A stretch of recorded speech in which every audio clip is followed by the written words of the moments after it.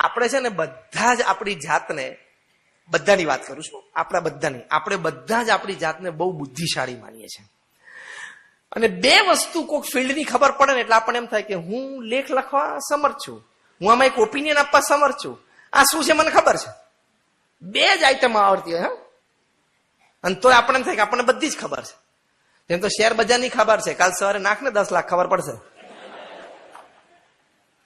એટલે જીવન મૂલ્યોમાં શ્રદ્ધા શીખવાની જે આપણે વાત છે ને, એમાં આ અહમ ઓછો કરવો પડે, દોડદાયાપણું થોડુંક ઓછું કરવું પડે. પ્રમુખ સ્વામી મહારાજને એક જણાએ પત્ર લખ્યો, તમે લખો ને અંગ્રેજીમાં આઈ બ્લેસ યુ. પ્રમુખ સ્વામી મહારાજ અંગ્રેજીમાં એક અક્ષર લખી શકે પણ આખું વાક્ય નતો લખી શકતા, એટલે કોઈની મદદથી લખ્યું આઈ, પછી લખ્યું સ્વામી સ્પેસ છોડો, એટલે સ્પેસ છોડી, પછી BLESSYO લખ્યું. એમાં બધા અક્ષર કેપિટલ, પહેલો આઈ નાનો ટપકા વાળો, સેકન્ડ આલ્ફાબેટનો. એટલે આપણે કોઈ બાજુમાં બેઠા હોય ને આમ કે સ્વામી આ તો અંગ્રેજી ગ્રામર પ્રમાણે ફૂલ સ્ટોપ પછી પહેલો જે લેટર આવે ને કે હંમેશા કેપિટલ હોય, બાકી બધા નાના હોય. Pramukh Swami Maharaj out of all his wisdom he said કે મને ખબર છે કે પૂર્ણ વિરામ પછી પહેલો અક્ષર કોઈ પણ શબ્દનો છે એ કેપિટલ આવવો જોઈએ, પણ જીવનમાં આ આઈ હંમેશા નાનો રાખવો.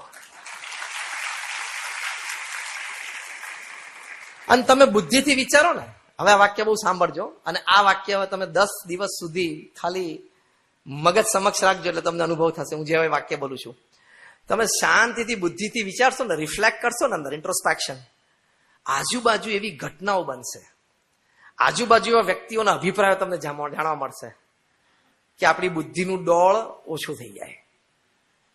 જોજો તમે, કંઈક એવી ઘટના બનશે, તમને લાગે કે મને કેમ ના સૂઝ્યું, નાને સૂઝ્યું.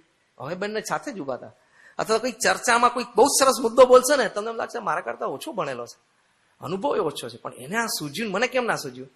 એટલે ભગવાનની કૃપા છે કે આવા સંજોગો ઉભા કરે છે આપણી બુદ્ધિનો ડોળ ટાળવા માટે, જેથી શ્રદ્ધા વધે.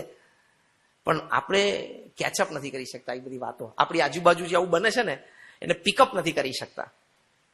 એટલે શ્રદ્ધાનું એલિમેન્ટ છે એ હંમેશા વધારવું. એનાથી શું લાભ, છેલ્લો પ્રસંગ એને પૂરું કરું છું. આફ્રિકાના એક બહુ જ મોટા બિઝનેસમેન હતા, મનુભાઈ માધવાણી. યુગાન્ડામાં 25,000 એકર જગ્યા હતી એમની, 25,000 એકર્સ. હું 60s અને 70s ની વાત કરું છું.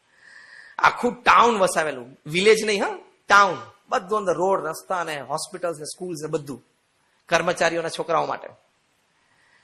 એ પ્રમુખ સ્વામી મહારાજને આવીને કાયમ વાત કરતા કે સ્વામી તમે આવડી મોટી સંસ્થા ચલાવો છો ને આટલા વ્યક્તિઓની જવાબદારી છે તમારી, પણ તમારા ચહેરા ઉપરનું કાયમ શાંતપણું જોઉં છું, સ્થિરપણું જોઉં છું, કોઈ ઉદ્વેગ નહીં, કોઈ ટેન્શન નહીં.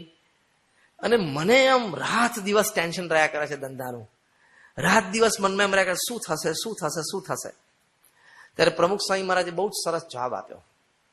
પ્રમુખ સ્વામી મહારાજે કહ્યું કે મહેનત સવારથી ઉઠીને આપણા વ્યવસાયમાં આપણી બુદ્ધિ શક્તિ આવડત પ્રમાણે કરી લેવાની, પણ સાંજ પડે ભગવાનને પ્રાર્થના કરી દેવાની કે મને તમે જે બુદ્ધિ શક્તિ આવડત આપેલી એ પ્રમાણે મેં કામ કરી લીધું, હવે જે ફળ આપવું હોય એ તમે આપો, મને માન્ય છે. આ પ્રેક્ટિકલ શ્રદ્ધાની વાત કરું છું. ટેન્શન ક્યાં આવે છે જોજો, બધા મારી સાથે હા પાડશો. ટેન્શન ક્યાં આવે છે, મેં આ નક્કી કરેલું, મેં આ પ્લાનિંગ કરેલું, મેં એક્ઝિક્યુટ કરેલું, મેં પરિણામ લાવવાનો હતો, એ પરિણામ કેમ ના આવ્યું? હા કે ના? ટેન્શન અહીંથી આવે છે. પણ કોઈની સાથે ભગવાને MOU સાઇન કર્યું નથી. આપણે જન્મ્યા ત્યારે ભગવાને memorandum of understanding MOU sign નથી કર્યું, જ્યાં બેટા પૃથ્વી ઉપર જઈશે જે કામ કરીશે ગુડી ગુડી જ થશે, એવું ભગવાને સાઇન કર્યું. કોની પાસે હોય તો એવું MOU બતાવજો. એટલે ભગવાન જે કોઈ ઘટના બને છે આપણે જીવનમાં કર્મ, પ્રારબ્ધ અને ભગવાનની ઈચ્છાથી બને છે. Accept it, that is faith. I tried my best the whole day, in the evening whatever the result is his wish. Finish. કેટલા ટેન્શનમાંથી તમે બહાર બચી જાઓ. અને તમે ટેન્શન રાખો તો એ કામ ટેન્શનથી નથી સુધરતું, એ પ્રશ્ન છે એના સોલ્યુશનથી સુધરતો હોય છે. અને ઉલટાને તમે ટેન્શનમાં, ડિપ્રેશન માટે સોલ્યુશન સૂઝતું હોય એ પાછું ના સૂઝે. હા કે ના? અને બિલ ગેટ્સ કે એલન મસ્ક કે વોરેન બફેટ એ કોઈ એક સેન્ટ પણ લઈને ભેગા જવાના નથી, અને કોઈ સોનાની કઢી સાંજે પીતું નથી. તો આનંદથી જીવીએ ને. મારા ભાગ્યમાં, મારા નસીબમાં, મારા પુરુષાર્થમાં જે હતું એ મને મળ્યું, અને હજી વધારે મેળવવા માટે પુરુષાર્થ કરવો જોઈએ, મનુષ્યનું ગૌરવ છે, એની ના નથી. પણ અસંતોષથી જીવી એ ખોટું છે. તમે કહો કેમ નથી મળતું, કેમ નથી મળતું? પ્રયત્ન કર. તારે હુન્ડાઈમાંથી મર્સિડીઝ ઉપર જવું હોય તો પ્રયત્ન કરવો, એ મનુષ્યનું ગૌરવ છે, એમાં ના નથી. પણ એ ના મળે ત્યાં સુધી તમે હુન્ડાઈનો આનંદ ના લઈ શકો ને, એ ખોટું કહેવાય. That is wrong. એ જીવન મૂલ્ય શીખવાનું છે. કોકનું જોઈને તો કોઈ દિવસ આપણા મૂડ ફરવા જ ન જોઈએ. Don't give your remote control in somebody's hands. આપણા જીવનનું રિમોટ કંટ્રોલ કોઈને હાથમાં આપવાનું જ નહીં. એ ગમે ત્યારે દબાવે આપણા મૂડ ફેરવે તો થોડે ચાલે. તમે ટીવીની સામે રિમોટ કંટ્રોલ બેઠો, તમે જે રીતે સ્વિચ દબાવે પ્રમાણે ચેનલ ફરે. એમ બાજુવાળો સરસ કપડાં પહેરે ને આપણી ચેનલો ફરવા માંડે કેમ ચાલે? બાજુવાળો હુન્ડાઈમાંથી મર્સિડીઝમાં આપણી ચેનલો ફરવા માંડે કેમ ચાલે? It's okay, fine, it's okay. એવા એટીટ્યુડથી જીવવાનું. એ તમને શ્રદ્ધા શીખવાડશે. કેમ? એના નસીબનું અને મહેનતનું ભગવાને એને આપ્યું છે, મારા નસીબ અને મહેનતનું ભગવાને મને આપ્યું છે. આ કેટલો સરસ જીવન મૂલ્યો છે. શાંતિથી જીવાય, આનંદથી જીવાય.